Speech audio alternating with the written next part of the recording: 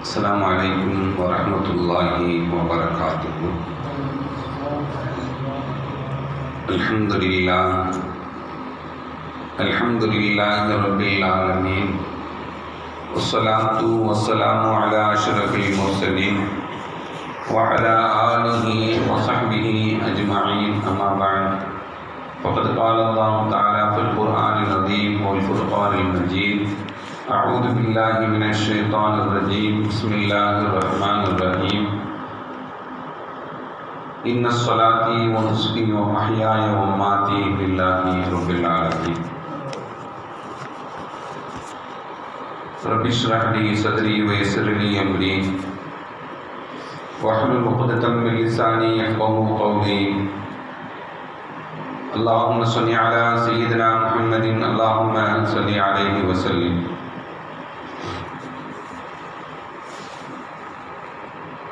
கண்ணியத்திற்கும் மரியாதைக்கும் உரிய அல்லாஹ்வின் நல்லடியார்களே, அருமையான சகோதர பெருமக்களே, அருமை நாயகம் ஹஜ்ரத் ஸல்லல்லாஹு அலைஹி வஸல்லம் உடைய பாக்கியம் நிறைந்த நல்லும்மத்துமார்களே, அருமையான பெருமக்களே, எந்த விஷயத்தை கேட்க இருக்கிறோமோ அந்த விஷயத்தின்படியே அமல் செய்யக்கூடிய பாக்கியத்தினையும், கேட்ட விஷயங்களை பிறருக்கு எத்தி வைக்கக்கூடிய பாக்கியத்தினையும் அல்லாஹ் நம் அனைவருக்கும் வழங்கிடுவானாக.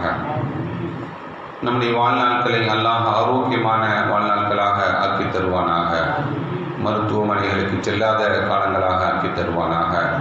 மருத்துவமனை செலவினங்களிலிருந்து அல்லாஹ் நம் அனைவரையும் முழுமையான முறையில் பாதுகாப்பானாக. எல்லா விதமான ஆபத்துகள், விபத்துகள், பலாய் முசீபத்துகள், பரவக்கூடிய தொற்று நோய்கள், அனைத்து விதமான பாப செயல்களிலிருந்தும் அல்லாஹ் நம் அனைவரையும் முழுமையான முறையில் பாதுகாத்து நிம்மதியான, அமைதியான, ராகத்தான, சந்தோஷமான, மகிழ்ச்சியான வாழ்க்கை இந்த உலகத்திலும் நாளை மறு உலகத்திலும் அல்லாஹ் அளவில்லாமல் வழங்கிடுவானாக என்று இந்த நல்ல நேரத்தில் துவா செய்து, இவ்வாண்டு யாரெல்லாம் ஹஜ்ஜை மேற்கொண்டிருக்கிறார்களோ அவருடைய ஹஜ் எல்லாம் ஹஜ்ஜம் மபரூராக, ஹஜ்ஜம் மக்பூலாக அல்லாஹ் ஆக்கி தருவானாக.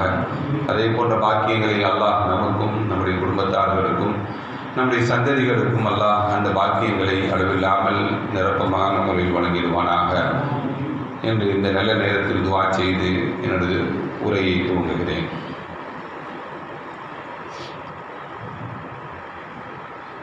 அருமையானவர்களே, துல்ஹஜ் மாதம் ஆரம்பித்து முதலாவது ஜும்மாவில் நாம் எல்லாம் இருக்கிறோம்.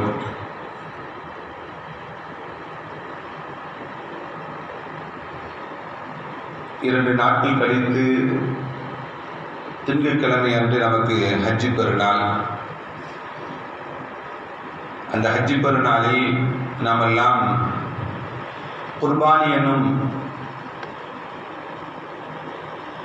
அர்ப்பணிப்பை நாம் வழங்கக்கூடியவர்களாக இருப்போம். அர்ப்பணிப்பு என்பது மனிதனுடைய வாழ்க்கையில் மிக முக்கியமான ஒன்று. மனித வாழ்க்கையில் மிக முக்கியமான நற்பண்பாகும். தூக்கத்தை அர்ப்பணித்து இரவு முழுவதும் படித்து தேர்வில் வெற்றி பெறுவார்கள். ஓய்வை அர்ப்பணித்து உழைப்பவர்கள் தொழிலில் வெற்றி பெறுவார்கள். சுயநலங்களை அர்ப்பணித்து பாடுபடுகிறவர்கள் பொது வாழ்வில் தலைவர்களாக ஆகுவார்கள். இது சகஜமாக நாம் அறிந்த ஒன்றுதான். இந்த அர்ப்பணிப்புணர்வை, இப்படிப்பட்ட அர்ப்பணிப்பு உணர்வை மூமின்கள் அனைவரும் எடுத்துக்கொள்ளக்கூடிய ஒரு ஏற்பாடுதான் குர்பானி என்கக்கூடிய நாம் செய்யக்கூடிய அந்த அமல். குர்பானி என்ற வார்த்தைக்கு நெருங்குதல் என்ற பொருள். அல்லாஹ்வை நெருங்குவதற்காக வேண்டி நாம் செய்யக்கூடிய குர்பானி அல்லாஹ்வுடைய நெருக்கத்தை நிரூபிப்பதற்காக வேண்டி இப்ராஹிம் அலைஹிஸ்ஸலாம் அவர்கள் தன்னுடைய மகனையும் அறுத்து பலியிட முற்பட்ட பொழுது அல்லாஹ் அவருக்கு சொர்க்கத்திலிருந்து ஒரு ஆடை அல்லாஹ் ஏற்படுத்தி கொடுத்தார். இதுல 2 தத்துவங்கள் இருக்கின்றன. ஒன்று, அல்லாஹ் சொன்னால், அல்லாஹ் மனிதர்களுக்கு ஒரு கட்டளையை சொன்னால் அதை செய்வதற்கும் அர்ப்பணிப்பதற்கும் மக்கள் தயாராக இருக்க வேண்டும். 2வது, அப்படி தயாராக ஆகிவிட்டார்கள் என்றால் அல்லாஹ் பெருசா நம்மளை சோதிக்க மாட்டான். அப்படிங்கிற 2 விதமான விஷயங்களை நாம் தெரிந்து கொள்ள வேண்டும். அருமையான பெருமக்களே, ஹஜ் பெருநாள் என்று நாம் செய்யக்கூடிய அந்த குர்பானி, அதற்கு அரபியிலே உதுஹியா என்று பொருள் சொல்லப்படும். ஹஜ் பெருநாளில் நாம் கொடுக்கக்கூடிய குர்பானியுடைய பெயர் என்ன? உதுஹியா. குர்பானி என்றும் அதற்கு பெயர் உண்டு. குர்பானி என்றும் பெயர் எதற்கு வருது அப்படின்னா, குர்பானி அப்படிங்கிறது பொதுவான பெயர். நம்ம அக்கீக்காக்கு கொடுக்குறோம், ஒரு நேர்ச்சை வச்சு கொடுக்குறோம், அதுக்கெல்லாம் குர்பானின்னு சொல்லிக்கலாம். ஆனால் பெருநாள் என்று கொடுக்கக்கூடிய அந்த பலியிடல் இருக்கிறது அல்லவா, அதுக்கு பேர் உதுஹியா என்று மார்க்கம் நமக்கு சொல்லி காட்டுகிறது. ஏன் உதுஹியான் அதுக்கு பெயர் வைக்கப்பட்டது அப்படின்னா, வக்துல் துஹா, துஹா தொழுகக்கூடிய நேரத்தில் அது செய்வதனால் அதற்கு பேர் உதுஹியா என்று பெயரிடப்பட்டது. இந்த உதுஹியா என்று சொல்லக்கூடிய இந்த குர்பானி எப்பொழுது கடமையாக்கப்பட்டது அப்படின்னா, ஹிஜ்ரி 2ஆம் ஆண்டு. ஹிஜ்ரி 2ஆம் ஆண்டுடைய வரலாறை பார்த்தோம் என்றால் நிறைய கடமைகளை அல்லாஹ் அந்த ஹிஜ்ரி 2இல் தான் ஏற்படுத்தி தந்திருக்கிறார். நோன்பு, ரமலான் மாதத்தில் 30 நோன்பு வைக்கிறோம்ல, அது எப்போ கடமையாக்கப்பட்டது? ஹிஜ்ரி 2ஆம் ஆண்டு தான். நாம் வருடம் ஜக்காத்து கொடுக்கிறோம் அல்லவா, அந்த ஜக்காத்து கடமையாக்கப்பட்டதும் ஹிஜ்ரி 2ஆம் ஆண்டு தான். ரமலானுடைய நோன்பு முடிந்து பெருநாள் என்று சதகத்துல் ஃபித்ர் கொடுக்கிறோம் அல்லவா, அந்த சதகத்துல் ஃபித்ர் கடமையாக்கப்பட்டும் ஹிஜ்ரி 2ஆம் ஆண்டு தான். வருடத்திற்கு 2 பெருநாட்கள் நாம் தொடுகிறோம், ஹஜ் பெருநாள், நோன்பு பெருநாள். இந்த 2 பெருநாட்களும் கடமையாக்கப்பட்டது எப்பதான்? ஹிஜ்ரி 2ஆம் ஆண்டு தான். அதே போல இந்த உதுஹியா என்று சொல்லக்கூடிய இந்த குர்பானி கொடுப்பதும் ஹிஜ்ரி 2ஆம் ஆண்டு நமக்கு அல்லாஹ் கடமையாக்கினான். அருமையான பெருமக்களே, இதனுடைய சிறப்புகள் என்ன அப்படின்னா, அல்லாஹ் சொல்லுவான், வலி குல்லி உம்மத்தின் ஜஅல்னா மன்சகன், ஒவ்வொரு சமுதாயத்திற்கும் இந்த குர்பானி என்கக்கூடிய கடமையை அல்லாஹ் விதித்திருக்கிறார். ஆதம் அலைஹிஸ்ஸலாம் முதல் கொண்டு முஹம்மது ஸல்லல்லாஹு அலைஹி வஸல்லம் வரையும் எல்லா நபிமார்களும் செய்த ஒரு அமல் தான் இந்த குர்பானி உதுஹியா என்ற அமல். அருமையான பெருமக்களே, நபிகள் நாயகம் ஸல்லல்லாஹு அலைஹி வஸல்லம் அவர்களும் செய்தார்கள். அதனால் நாமும் அந்த கடமையை செய்கிறோம். லஹா ரசூலுல்லாஹி ஸல்லல்லாஹு அலைஹி வஸல்லம், ஹஜ்ரத் ஸல்லல்லாஹு அலைஹி வஸல்லம் அவர்கள் குர்பானி கொடுத்தாங்க. பிகபுஷைனி 2 ஆடுகள் கொடுத்தாங்க ஸல்லல்லாஹு அலைஹி வஸல்லம். பிகபுஷைனி 2 ஆடுகள் கொடுத்தாங்க. அம்லஹைனி, அந்த 2 ஆடுகளும் எப்படி இருந்தது?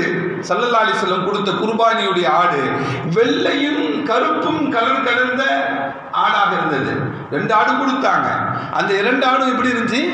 வெள்ளையும் கருப்பும் கலந்த கலவு கொண்ட ஆடாக இருந்தது. அக்ரனி ஸல்லல்லாஹு அலைஹி வஸல்லம் கொடுத்த அந்த 2 ஆட்டிற்கும் கொம்புகள் இருந்தது என்று ஸல்லல்லாஹு அலைஹி வஸல்லம் குர்பானி கொடுத்த ஆட்டுடைய விவரங்களையும் பெருமக்கள் நமக்கு சஹாபாக்கள் ஹதீஸ் மூலமாக நமக்கு சொல்லி காட்டுறாங்க. ஸல்லல்லாஹு அலைஹி வஸல்லம் ஏன் 2 கொடுத்தாங்க? அதற்கு விளக்கம் சொல்லும் பொழுது சொல்றாங்க, ஒன்று எனக்காக வேண்டியும், இன்னொன்று இந்த உம்மத்தில் யாரெல்லாம் கொடுக்கவில்லையோ அவர்களுக்காக வேண்டியும் நான் கொடுக்கிறேன் என்று நபிகள் நாயகம் ஸல்லல்லாஹு அலைஹி வஸல்லம் சொன்னாங்க. ஒன்று எனக்கும், இந்த உம்மத்தில் யாரெல்லாம் கொடுக்கவில்லையோ, கொடுக்க முடியவில்லையோ அவர்களுக்காகவும் சேர்த்து நான் கொடுக்கிறேன் என்று நபிகள் நாயகம் ஸல்லல்லாஹு அலைஹி வஸல்லம் நமக்கு சொல்லி காட்டினார். அப்பனா பிறருக்காக வேண்டியும் நாம் கொடுக்கலாம் என்பதை தான் நபிகள் நாயகம் ஸல்லல்லாஹு அலைஹி வஸல்லம் சொல்லித் தரக்கூடிய இந்த ஹதீஸ் நமக்கு சொல்லி காட்டுகிறது. இந்த ஹஜ் பெருநாள் என்று செய்யக்கூடிய அமல்களிலே மிக மிக மிக முக்கியமான அமல் இந்த குர்பானி கொடுப்பது தான். இதை விட சிறந்த அமல் இருக்கா அந்த பெருநாள் அன்று, ஹஜ் பெருநாள் அன்று அப்படின்னா இல்லை. இதை விட சிறந்த அமல்கள் எதுவுமே கிடையாது. இது உதகையா தான் மிகச்சிறந்த அமல். நீங்கள் கொடுக்கக்கூடிய குர்பானியுடைய பிராணி இருக்கிறது அல்லவா, நாளை மறுமை நாளையில் உங்களுக்கு கொண்டு வந்து கொடுக்கப்படும். மறுமை நாளையில நாம் எந்த பிராணியை அறுத்து அல்லாஹுக்காக வேண்டி பலியிட்டு கொடுத்தோமோ அந்த பிராணி நாளை மறுமை நாளையில வரும். அதனுடைய கொம்புகளுடன் வரும், அதனுடைய ரோமங்களுடன் வரும், அதனுடைய நகங்களுடன் வரும் என்று நபிகள் நாயகம் ஸல்லல்லாஹு அலைஹி வஸல்லம் சொன்னார்.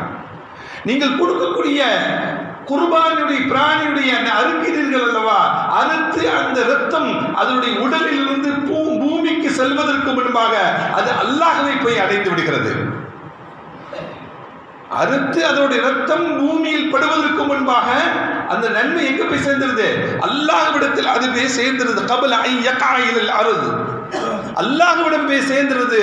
அதனால் நீங்கள் அந்த குர்பானியை கொடுக்கும் பொழுது ஃபதீபு பிஹா நஃப்ஸா, நீங்கள் மனமோந்து கொடுங்கள், சந்தோஷமா கொடுங்க.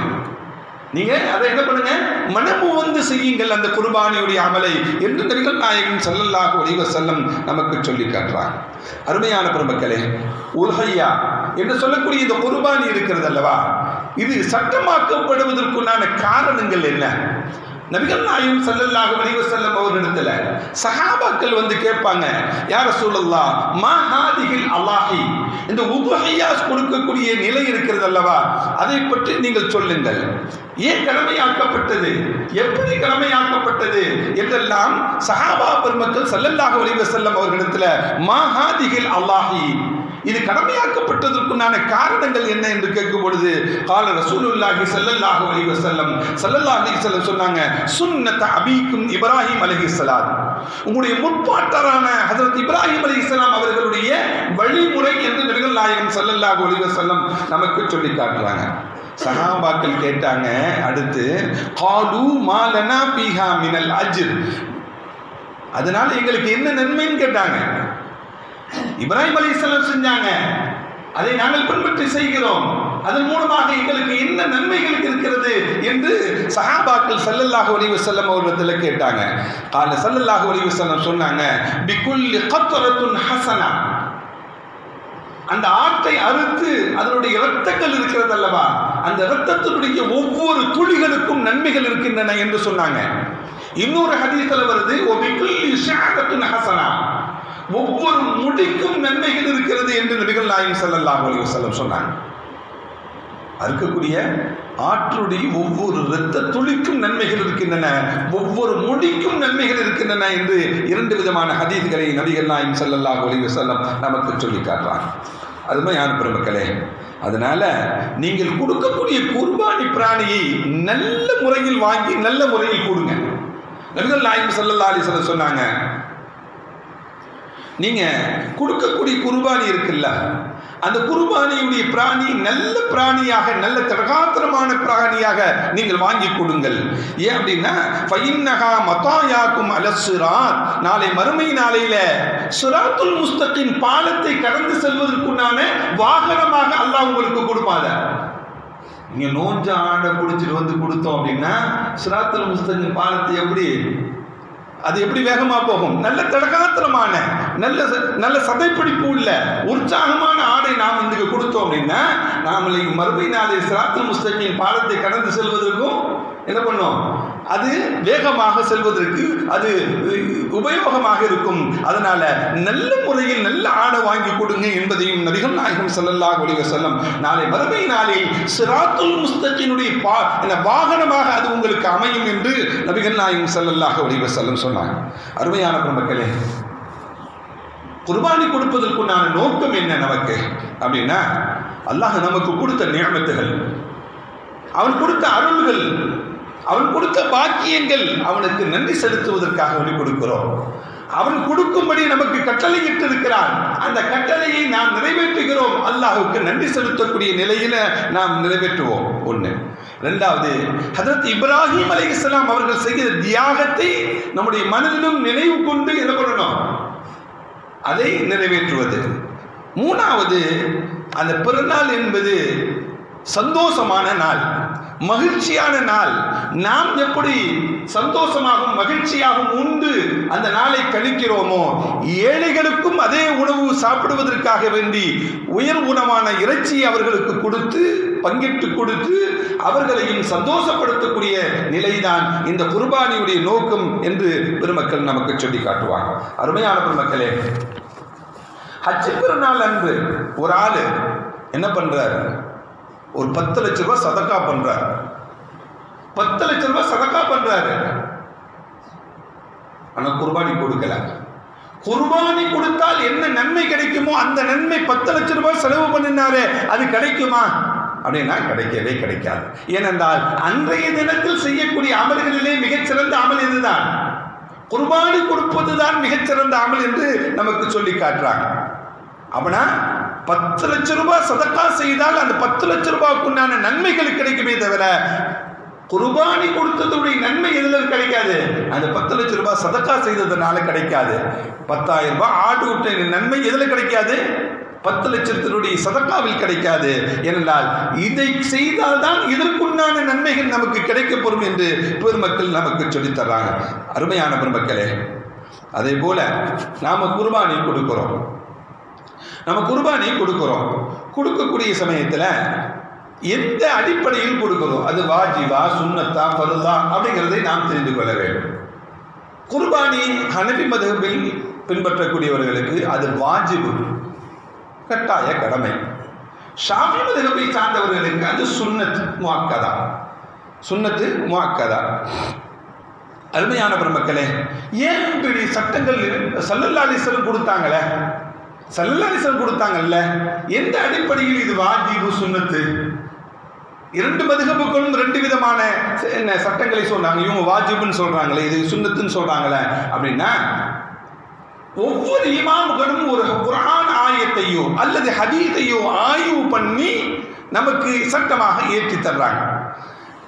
ஹனபி மதுஹபை சார்ந்த இமாம்கள் நமக்கு இதை சட்டமாக சொல்லக்கூடிய சமயத்தில் குர்ஆனுடைய வசனத்தை மேற்கோள் காட்டி ஃபஸல்லி ரப்பிக வன்ஹர், நீங்க தொழுவுங்க, குர்பானி கொடுங்க அப்படின்னு சொல்லி அல்லாஹ் கட்டளை இடுவதனால் இந்த குர்ஆனுடைய வசனத்தை வைத்து ஹனபி மதுஹபை சார்ந்த இமாம்கள் இது அல்லாஹ்வுடைய கட்டளை, அதனால் வாஜிபு என்று நமக்கு சட்டமாக சொல்லி தர்றாங்க. இன்னொரு ஹதீஸ் ஒன்று வருது, யாருக்கு குர்பானி கொடுப்பதற்கு வசதி வாய்ப்புகள் இருந்து ஃபலம் யுதஹி, அவர் குர்பானி கொடுக்கவில்லையோ ஃபலா யக்ரிபன்ன முஸல்லானா, அவர் நம்முடைய தொழுகும் இடத்திற்கே வர வேண்டாம் என்று, நெருங்க வேண்டாம் என்று நபிகள் நாயகம் ஸல்லல்லாஹு அலைஹி வஸல்லம் சொன்னாங்க. வசதி இருந்தும் குர்பானி கொடுப்பதற்கு வசதி இருந்தும் குர்பானி கொடுக்காதவர் என்ன பண்ண வேண்டாம், நாம் தொழுகும் இடத்திற்கு அவர் வரவே வேண்டாம் என்று நாங்கள் இவ்வளவு கடுமையாக சொல்வதனால் இந்த ஹதீஸையும் இந்த குர்ஆனுடைய வசனத்தையும் வைத்து ஹனஃபி மதுஹபை சார்ந்த இமாம்கள் என்ன பண்றாங்க, நமக்கு வாஜிப் என்ற அடிப்படையில் நமக்கு சட்டத்தை சொல்லித் தர்றாங்க. ஷாஃபி மதுஹபிலேயே சுன்னத்துன்னு சொல்றாங்க அப்படின்னா ஒரு ஹதீஸை ஆய்வு செய்து அந்த ஹதீஸினுடைய அடிப்படையில் சொல்றாங்க. இதா தஹலல் அஷர், ஹஜ் பெருநாளுடைய இந்த 10 நாட்கள் வந்துருச்சு அப்படின்னா, இதா அராத அஹதுக்கும், உங்களை யாராவது குர்பானி கொடுக்க நாடினால் என்று ஒரு வாசகம், விரும்பினால் செய்யுங்கள் அப்படிங்கிறது தான் இந்த வாசகம் இருக்கு நபிகள் நாயகம் ஸல்லல்லாஹு அலைஹி வஸல்லம். அதனால இது சுன்னத்து என்று நமக்கு மார்க்க சட்ட வல்லுநர்கள் நமக்கு சட்டமாக ஏற்றி தர்றாங்க. அருமையான பெருமக்களே, எல்லா இமாமுகளும் நமக்கு குர்ஆன் சுன்னாவினுடைய அடிப்படையில் வைத்துதான் நமக்கு சட்டங்களை ஏற்றி தருகிறார்கள் என்பதை இது விளக்கி சொல்வதற்கு தான் இந்த 2 செய்திகளையும் நாம் உங்களுக்கு விவரித்து காட்டுகிறோம். அருமையான பெருமக்களே, யாருக்கெல்லாம் வாஜிப், யாருக்கெல்லாம் சுன்னத்து அப்படின்னா, பெருநாள் அன்று அன்றைய தேவை போக, குடும்பத்திற்கான தேவை போக மேல் மிச்சமாக யாருக்கெல்லாம் பணங்காசுகள் வசதி வாய்ப்புகள் இருக்கிறதோ, அன்னைக்கு ஒரு பெருநாள் அன்னைக்கு அன்றைய தேவை போக மேலும் மிச்சமாக யாரிடம் காசு பணம் இருக்கிறதோ அவங்களெல்லாம் கொடுக்கணும்னு சொல்லி இமாம் ஷாஃபி ரஹ்மத்துல்லாஹி மதுஹபில் சொல்றாங்க. ஹனபி மதுஹபில் யாருக்கெல்லாம் ஜக்காத்து கடமையான அளவுக்கு அந்த நிசாபுடைய அளவு, நிசாபுடைய அளவுன்னா 612 கிராம் வெள்ளியுடைய மதிப்பு பணம் யாரிடம் இருக்கிறதோ அல்லது வெள்ளி இருக்கிறதோ அவர் என்ன பண்ணணும்? கொடுக்கணும். யார்கிட்ட? 612 கிராம் வெள்ளி. அது ஒரு வருஷம் தேங்கி இருக்கணும் அப்படிலாம் இல்லை. ஒரு வருஷம் ஸ்டாக் இருந்தால் தான் அது என்ன பண்ணணும்? ஜக்காத்து கொடுக்கணும். அதுக்கு இது தேவையில்லை. அந்த 612 கிராம் அளவுடைய பணங்காசுகள் நம்மிடம் இருந்தால் குர்பானி கொடுப்பது கடமை என்று ஹனஃபி மதுஹபில் நமக்கு சொல்லி காட்டுறாங்க. அருமையான பெருமக்களே, இந்த குர்பானி கொடுக்கிறது யாருக்கெல்லாம் நமக்கு கொடுக்கணும் அப்படின்னா, ஒரு குடும்பம் இருக்கு. அது குடும்பத்தில் ஒரு ஆள் தான் சம்பாதிக்கிறாரு. குடும்பத்தில் ஒரு 5 பேர் கொண்டு, கணவன் மனைவி 3 பிள்ளைங்க இருக்கிறாங்க. கணவன் மட்டும்தான் சம்பாதிக்கிறாரு. அவர்கிட்ட தான் வசதி வாய்ப்புகள் இருக்கு, அவர்கிட்ட தான் நகை இருக்கு, அவர்கிட்ட தான் எல்லாமே இருக்கு அப்படின்னா, அவர் அந்த குடும்பத்தை 5 பேர் கொண்ட குடும்பத்துக்கு அந்த ஒருவர் கொடுத்தா போதும். 5 பேரும் சம்பாதிக்கிறாங்க. 5 பேரும் சம்பாதிக்கிறாங்க அப்படின்னா, கணவர் சம்பாதிக்கிறார், வசதியா இருக்கிறார், மனைவி நிறைய 100 பவுன் 200 பவுன் வச்சிருக்கிறாங்க. 11 பவுன் இருந்தாலே ஜக்காத்து கடமை. ஜக்காத்து 11 பவுன் இருந்தாலே கடமை. அப்படின்னா 11 பவுன் மனைவியிடம் இருந்தாலே என்ன பண்ணணும்? அவங்களுக்கு அவங்க ஒரு குர்பானி கொடுக்கணும். பிள்ளைகள் சம்பாதிக்கிறாங்க, அவங்களும் வசதி வாய்ப்பா இருக்காங்க அப்படின்னா 5 பேர்களும் சம்பாதித்து வசதி வாய்ப்பா இருந்தா 5 பேருக்கும் என்ன பண்ணணும்? குர்பானி கொடுக்கணும். குடும்பத்திற்கு ஒன்று அல்ல, குடும்பத்துக்கு ஒன்று அல்ல, குடும்பத்திற்கு ஒருவர் சம்பாதித்தால் அந்த ஒருவர் கொடுக்க வேண்டும். 5 பேர்களும் சம்பாதித்தார்கள், 5 பேர்களுக்கும் ஒவ்வொரு குர்பானி கொடுக்க வேண்டும் என்பதையும் அருமையான பெருமக்களே நாம் நினைவில் வைத்துக் கொள்ள வேண்டும். அதே போல ஒட்டகம், இந்த குர்பானியுடைய பிராணிகள் 3 தான். ஒன்று ஆடு, இன்னொன்று மாடு, இன்னொன்று ஒட்டகம். ஏங்க கோழி இதெல்லாம் கொடுக்கக்கூடாது அப்படின்னா, மார்க்கம் நமக்கு எதை சொல்லித் தருகிறதோ அதை தானே செய்ய முடியும். நமக்கு அலாமா ரஸகஹும் மின் பஹீமத்துல் அன்ஆம், அல்லாஹ் திருக்குர்ஆன்ல என்ன அன்ஆம் என்ற என்ன நமக்கு சொல்லி காட்டுகிறானே, அன்ஆம் அப்படிங்கிறது இந்த 3 தான். அந்த அடிப்படையில் நம்ம இந்த ஆடு மாடு ஒட்டகம் என்பதை குர்பானி கொடுக்கிறோம். அருமையான பெருமக்களே, அதே போல இந்த பிராணிகளுடைய வயதுகள் எப்படி இருக்கணும்? வாங்கக்கூடிய பிராணி, ஆடு வாங்குகிறோம், மாடு வாங்குகிறோம், ஒட்டகம் வாங்குகிறோம். அது எப்படி இருக்கு அப்படின்னா, செம்மறி ஆடு 1 வருடம், செம்மறி ஆடு 1 வருடம் பூர்த்தியானதாக, வெள்ளை ஆடாக இருந்தால் 2 வருஷம் பூர்த்தியானதாக இருக்கணும். மாடு 2 வருஷம் கம்ப்ளீட் ஆனது. 1 வயசு முடிஞ்சு 2வது வயசு ஸ்டார்ட் ஆகுறதுல அது 1 வருஷம். ஆடா இருந்துச்சுன்னா செம்மறி ஆடா 1 வருஷம் கம்ப்ளீட் ஆகிருக்கணும். மாடா இருந்துச்சுன்னா 2 வயது பூர்த்தி அடைந்ததாக இருக்க வேண்டும். ஒட்டகமாக இருக்கும் என்றால் 5 வயது பூர்த்தியானதாக இருக்க வேண்டும். 5 வயசு முடிஞ்சு 6வது வயசு தொடங்கி இருக்கணும். அது 6வது வயசு துவங்கணும். அது இப்போ 5 வயது கம்ப்ளீட்டாக இருக்கணும் என்று பெருமக்கள் நமக்கு சொல்லி காட்டுறாங்க. அருமையான பெருமக்களே, அதே போல நாம் குர்பானி கொடுக்கிறோம். நாம் பிறருக்காக வேண்டியும் கொடுக்கலாமா அப்படின்னா, கொடுக்கலாம் என்று ஒரு ஹதீஸ் ஒன்று பார்த்தோம். ஹதரத் அலி ரலியல்லாஹு தஆலா அவங்க 2 குர்பானி கொடுத்தாங்க, 2 ஆடை அறுத்து கொடுத்தாங்க. ராய்து அலியன், அலி ரலியல்லாஹு தஆலா அவங்களை பார்த்தேன்னு சொல்லி அவருடைய தோழர் சொல்லுவாங்க, யுதஹி பி கப்ஷைன், 2 ஆடுகளை குர்பானி கொடுத்தாங்க. ஃபகுல்து மாஹாதா, ஏன் 2 கொடுக்குறீங்க அப்படின்னு நான் கேட்டேன். கேட்ட பொழுது அலி ரலியல்லாஹு தஆலா சொன்னாங்க, அன்ன ரசூலுல்லாஹி ஸல்லல்லாஹு அலைஹி வஸல்லம், ஹஜ்ரத் ஸல்லல்லாஹு அலைஹி வஸல்லம் அவங்க அவுசானி அன் உதஹி அன்ஹு ஃபஅன உதஹி அன்ஹு, ஸல்லல்லாஹு அலைஹி வஸல்லம் அவங்க எனக்காக வேண்டி நீங்கள் ஒரு குர்பானி கொடுங்கன்னு சொல்லி எனக்கு வசியத் செஞ்சுட்டு போயிருக்கிறாங்க. நான் எனக்கு ஒன்று கொடுக்கிறேன், நபிகள் நாயகம் ஸல்லல்லாஹு அலைஹி வஸல்லம் அவங்களுக்கு ஒன்று கொடுக்கிறேன் என்று என்ன பண்ணோம் ஹஜ்ரத் அலி ரலியல்லாஹு தஆலா சொன்னாங்க. அப்பனா நாமும் என்ன பண்ணலாம்? நமக்கு வசதி வாய்ப்புகள் இருக்கும் என்றால் நபிகள் நாயகம் ஸல்லல்லாஹு அலைஹி வஸல்லம் அவங்களுக்கு கொடுக்கலாம், நம்முடைய வர்ணித்த பெற்றோர்களுக்காக வேண்டி கொடுக்கலாம், மற்றவர்களுக்காக வேண்டி என்ன பண்ணலாம்? குர்பானி கொடுக்கலாம் என்பதை தான் இந்த ஹதீஸ் நமக்கு சொல்லி தரக்கூடிய செய்தி. அருமையான பெருமக்களே, அதே போல குர்பானியுடைய பிராணி இருக்கிறது அல்லவா, அது எப்படி இருக்க வேண்டும் அப்படின்னா, ஆரோக்கியமானதாக இருக்கணும், நோய் இல்லாததாக இருக்கக்கூடாது, நோய் உள்ளதாக இருக்கக்கூடாது. நோய் உள்ள பிராணிகளை பிடிச்சிட்டு கொஞ்சம் சீப்பா கிடைச்சிச்சு நம்ம குர்பானி கடமையை நிறைவேற்றுகிறோம் அப்படின்லாம் இல்லாம, நல்ல ஆரோக்கியமான பிராணியாக நாம் கொடுக்கக்கூடிய பிராணி இருக்க வேண்டும். நல்ல கொழுத்ததாக இருக்கணும். வெறும் எலும்பும் தோலுமா உள்ளதா இருக்கக்கூடாது, நல்ல கொழுத்த பிராணியாக இருக்க வேண்டும். நோய் உள்ள ஆணை வாங்கி கொடுத்தோம் அப்படின்னா அது குர்பானியே கூடாது. நோய் உள்ளதை வாங்கி கொடுத்தோம் அப்படின்னா குர்பானியே கூடாது. அதே போல சில ஆடுகளுக்கு கொம்பு இருக்கும், கொம்பு உடைஞ்சிருக்கு. எந்த அளவுக்கு கொம்பு உடைஞ்சிருந்தா கூடாது அப்படின்னா, அதனுடைய முனை மட்டும் உடைந்தது, கொஞ்சோண்டு உடைஞ்சிருச்சு அப்படின்னா அது ஒன்றும் பிரச்சனை இல்லை. பாதிக்கு மேல அந்த கொம்புடைய அளவு பாதிக்கு மேல உடைஞ்சிருச்சு அப்படின்னா என்ன பண்ணக்கூடாது, கொடுக்கக்கூடாது. அதே போல குர்பானியுடைய பார்வை நல்லா தெரியணும், காலு நல்லா நடக்கணும். என்ன பார்வை தெரியவே இல்லை, கொஞ்சோன்னு தெரியுது பார்வை அப்படின்னா அதையும் கொடுக்கக்கூடாது. அதையும் என்ன பண்ணக்கூடாது, நல்ல பார்வை உள்ளதாக, நல்ல நடக்கக்கூடியதாக, நல்ல ஆரோக்கியமான பிராணிகளாக நம்ம அறுத்து கொடுக்கணும்.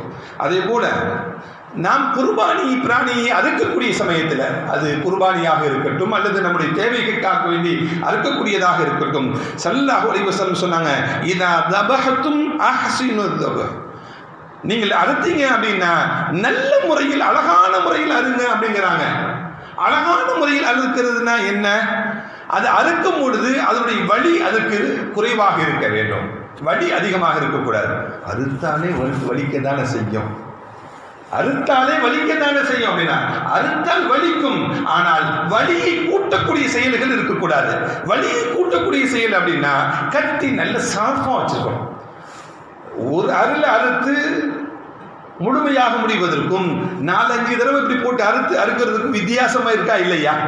ஒரு தடவை அறுத்து விட்டாலே முழுமையாக அறுத்து விட வேண்டும். அவ்வளவு சார்பான கத்தியை வச்சு என்ன பண்ணணும், ஸல்லல்லாஹு சொன்னாங்க, நீங்கள் உங்களுடைய கத்தியை நல்ல சார்பாக ஆக்கிக்கோங்க, அது வலி இல்லாமல் அறுத்து கொள்ளுங்க, அதை வலியை குறைத்துக் கொள்ளுங்கள் என்று நபிகள் நாயகம் ஸல்லல்லாஹு அலைஹி வஸல்லம் சொன்னாங்க. அப்படின்னா கத்தியை நல்ல சார்பா ஆக்கிட்டு என்ன பண்ணணும், அறுக்கணும்.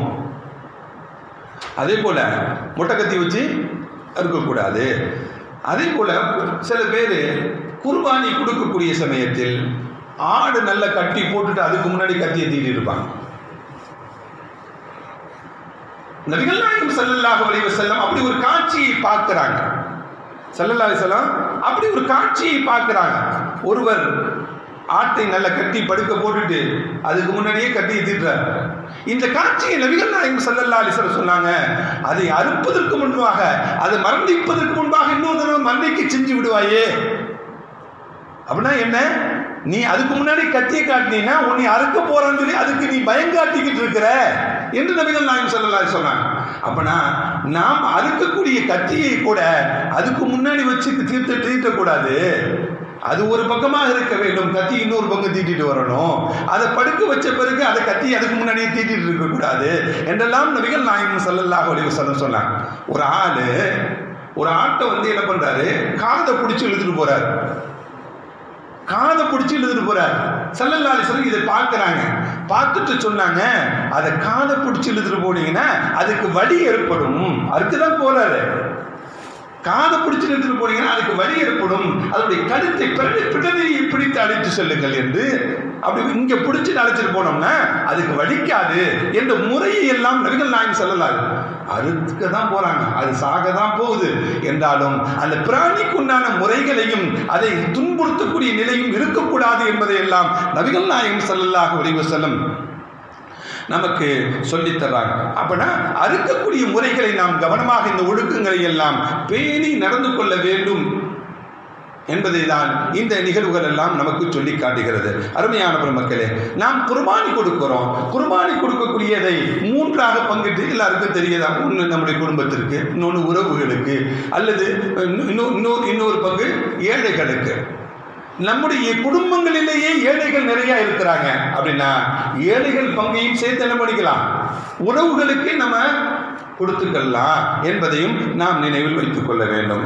அதே போல குர்பானை அறுக்கிறோம், அறுத்து அதை வெட்டுவதற்கும் தோலை உரிப்பதற்கும் நம்ம ஒரு ஆள் வச்சு செய்வோம். அவருக்கு என்ன பண்றது, அவருக்கு ஒரு 1000 ரூபாய் அல்லது 1500 ரூபாய் அப்படின்னா ஒரு 1000 ரூபாய் வாங்கி தோலையும் தலையும் எடுத்துட்டு போ அப்படின்னு சொல்லி அவர் செய்யக்கூடிய வேலைக்கு இந்த பிராணியுடைய உறுப்புகளை விலை பேசக்கூடாது. என்ன பண்ணலாம்? தோலை அன்பளிப்பா கொடுக்கலாம், தலையே அன்பளிப்பா கொடுக்கலாம், போட்டியை அன்பளிப்பா கொடுக்கலாம். அது வேற.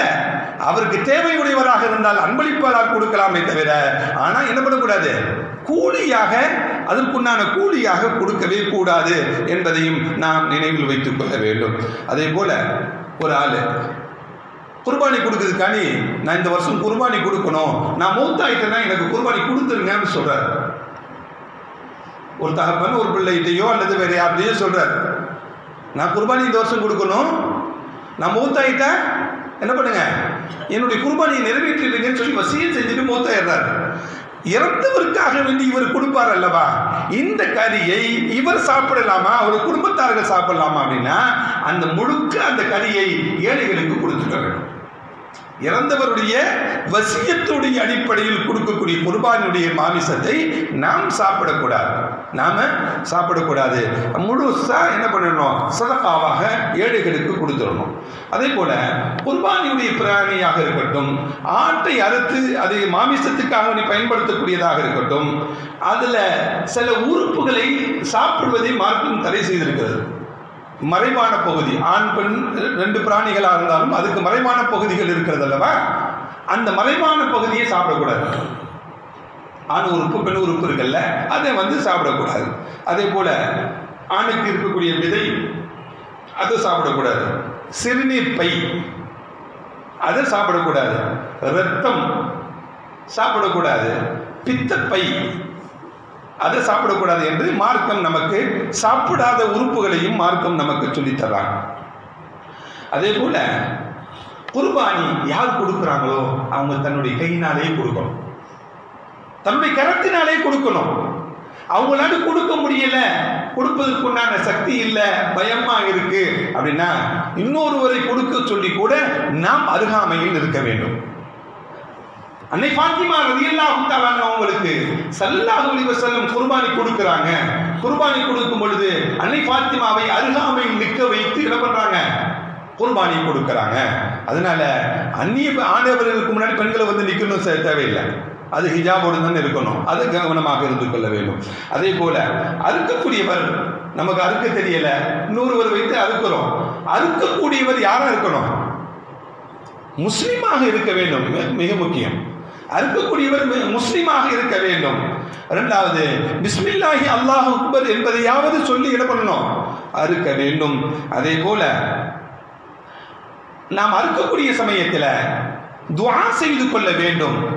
எப்படி எல்லாம் துஆ செய்து கொள்ள வேண்டும் அப்படின்னா, இன்ன ஸலாத்தி வ நுசுகி வ மஹ்யாய வ மமாத்தி லில்லாஹி ரப்பில் ஆலமீன், என்னுடைய தொழுகை, என்னுடைய குர்பானி, என்னுடைய வாழ்வு, என்னுடைய மரணம் எல்லாமே அல்லாஹ்வுக்கு தான் என்று அல்லாஹ் குர்ஆனிலே ஒரு வசனத்தில் சொல்லி காட்டுகிறான். அந்த வசனத்தை ஓத வேண்டும். என்னுடைய தொழுகை, என்னுடைய குர்பானி, என்னுடைய வாழ்வு, என்னுடைய மரணம் எல்லாமே அல்லாஹ் ஒருவனுக்கு மட்டும்தான் என்ற நாம் செய்யக்கூடிய அமலை அல்லாஹ்வின் பக்கம் சாட்டிக் கொள்ளக்கூடிய அந்த வசனத்தை ஓதிக்கொள்ள வேண்டும். வஜ்ஜகத்து ஓதிக்கொள்ள வேண்டும், சலவாத்து ஓதிக்கொள்ள வேண்டும். அதை ஓதிக்கொண்டு அல்லாஹும்ம தகப்பல் மின்னி, யா அல்லாஹ் இந்த குர்பானியை என்னுடைய புறத்திலிருந்து நீ ஏற்றுக்கொள்வாயாக. அல்லாஹும்ம தகப்பல் மின்னி, யா அல்லாஹ் என்னுடைய புறத்திலிருந்து இந்த குர்பானியை ஏற்றுக்கொள்வாயாக. கமா தகப்பல் ஹபீபிக முஹம்மதின் ஸல்லல்லாஹு அலைஹி வஸல்லம் வ ஹலீலிக இப்ராஹிம் அலைஹிஸ்ஸலாத்து வஸலாம். ஹஜ்ரத் இப்ராஹிம் அலைஹிஸ்ஸலாம் அவருடைய குர்பானியை ஏற்றாயே, முஹம்மது ஸல்லல்லாஹு அலைஹி வஸல்லம் குர்பானியை ஏற்றுக்கொண்டாய் அல்லவா, அதே போல என்னுடைய குர்பானியும் ரப்பே நீ ஏற்றுக்கொள்வாயாக என்று துஆ செய்து கொண்டு என்ன பண்ணணும், குர்பானி கொடுக்க வேண்டும் என்று நமக்கு ஹதீஸ்கள்ல காண முடிகிறது. அதே போல நாம் குர்பானி கொடுக்கிறோம், குர்பானி மூலமாக நாம் என்ன எண்ணங்களுடன் கொடுக்கணும் அப்படின்னா, யா அல்லாஹ் இந்த அர்ப்பணிப்பை உனக்காக வேண்டி செய்கிறேன், நீ எதை கட்டளையிட்டாலும் அந்த கட்டளையை என் வாழ்க்கை முழுவதும் நான் அர்ப்பணிப்பாக செய்வேன் என்ற நல்ல எண்ணத்துடனும் நாம் என்ன பண்ணணும், அந்த குர்பானியை நிறைவேற்ற வேண்டும். அருமையான பெருமக்களே, அதே போல குர்பானி கொடுக்கக்கூடிய சமயத்தில் இஹ்லாஸ் என்ற மன தூய்மை வேண்டும். நாம் கொடுப்பது அல்லாஹ்வுக்காக வேண்டிதான். பக்கத்து வீட்டுக்காரன் கொடுக்குறான், அதனால் நான் கொடுக்குறேன், உறவுகள் கொடுக்கிறாங்க அதனால் நான் கொடுக்கிறேன், அப்படி அல்ல. நமக்கு கடமை என்றால் நாம் அல்லாஹ் நம் மீது கடமையாக ஆக்கி வைத்திருக்கிறார் என்ற இஹ்லாஸான மன தூய்மையான எண்ணத்துடன் கொடுக்க வேண்டும். நாம் கொடுக்கக்கூடிய குர்பானி லை யனாலுல்லாஹு லுஹூமுஹா வலா திமாவுஹா வலாக்கின் யனாலுஹு தக்வா. இதனுடைய மாமிசமோ அதனுடைய இரத்தமோ அல்லாஹ்வை போய் சேர போறதில்ல. நாம் கொடுப்பது அல்லாஹ்வுக்கு தான், நாம் அல்லாஹ்வுக்கு தான் கொடுக்கிறோம் குர்பானி. ஆனால் இதனுடைய மாமிசமும் இரத்தமும் அல்லாஹ்வை போய் சேர போறதில்ல. வலாக்கின் யனாலுஹு தக்வா, அல்லாஹ்வுடைய இறையச்சம் உள்ளச்சம் என்பது ஏற்பட வேண்டும் என்பதற்காக வேண்டிதான் அதை கொடுக்கிறோம். அருமையான பெருமக்களே, அதே போல இப்படி குர்பானியுடைய சட்டங்களை நாம் பேணி அந்த குர்பானியை கொடுக்க வேண்டும். அதே போல குர்பானி கொடுக்கக்கூடிய ஹஜ்ஜு பெருநாளைக்கு முதல் நாள் அரஃபாவுடைய நாள். எப்போ? ஞாயிற்றுக்கிழமை. திங்கக்கிழமை பெருநாள், ஞாயிற்றுக்கிழமை. அந்த ஒரு நாள் குர்பானி கொடுக்கக்கூடியவர்கள் கொடுக்காதவர்கள் ஆண்கள் பெண்கள் குழந்தைகள் எல்லோரும் என்ன பண்ணணும்? அந்த ஒரு நாள் நோன்பு விட்டுக்கணும். சில பேர் நினச்சிக்கிட்டு இருக்காங்க குர்பானி கொடுக்குறவங்க தான் இந்த நோன்பு வைக்கணும், குர்பானி கொடுக்காதவங்க அப்படியெல்லாம் இல்லை. எல்லோரும் இந்த சுன்னத்தான ஒரு நோன்பை அரஃபாவுடைய நாளையில் நாம் நோக்க வேண்டும். வல்லோன் அல்லாஹ் நம்முடைய அமல்களை எல்லாம் ஏற்றுக்கொள்வானாக, நம்முடைய குர்பானிகளை எல்லாம் அல்லாஹ் கபூல் செய்வானாக. யாரெல்லாம் ஹஜ்ஜுக்கு சென்றிருக்கிறார்களோ அவருடைய ஹஜ்ஜெல்லாம் ஹஜ்ஜம் மபரூராக அல்லாஹ் ஆக்கியர் புரிவானாக. அதே போன்ற பாக்கியங்களை நம் அனைவருக்கும் வழங்கிடுவானாக. வ ஆகிரு தஅவானா அல்ஹம்துலில்லாஹி ரப்பில் ஆலமீன். அஸ்ஸலாமு அலைக்கும் வரஹ்மத்துல்லாஹி வபரகாத்துஹு.